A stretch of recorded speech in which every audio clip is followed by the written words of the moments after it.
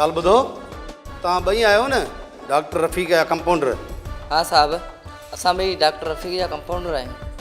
अच्छा, त तव्हां ॿई डॉक्टर साहब जे घर कमकार सां वेंदा आहियो? जी साहब। अच्छा, पोइ त तव्हांखे इहा बि ख़बर हूंदी त डॉक्टर साहब जे घरां चोरी थी आहे। जी हा, ख़बर आहे। ऐं उहा चोरी 50 लख रुपए जी थी आहे। घणी? 50 लख रुपए जी। सर, ऐं शायदि कुझु कैश रक़म बि हुई। उहे ज़ेवर 7 महीना पहिरियों डॉक्टर साहब पंहिंजी शादीअ दौरान पंहिंजी ज़ाल खे ॾाज में ॾिना हुया। मतिलबु त एॾी वॾी चोरी करण जे लाइ वॾी दिलि खपंदी आहे। ऐं तव्हां बि नी गॾिजी पंहिंजे सीने में उहा वॾी दिलि धारी ऐं वॾी दिलेरीअ सां उहा चोरी कई।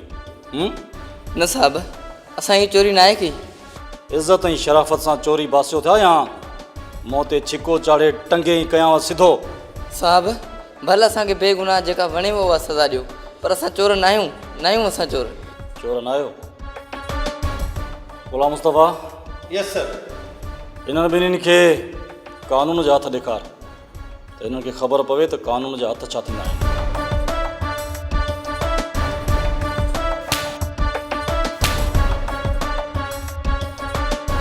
असांखे छो था मारियो?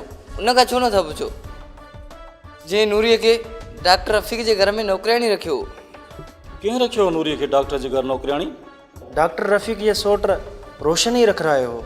रोशन? हाँ साहब।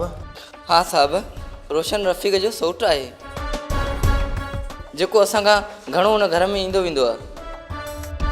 ऐं उन घर में नूरी खे नौकरियाणी बि रोशन ई रखायो। रोशन। डॉक्टर साहब, पुलिस पंहिंजे वस खां मथां ई कोशिशि करे रही आहे।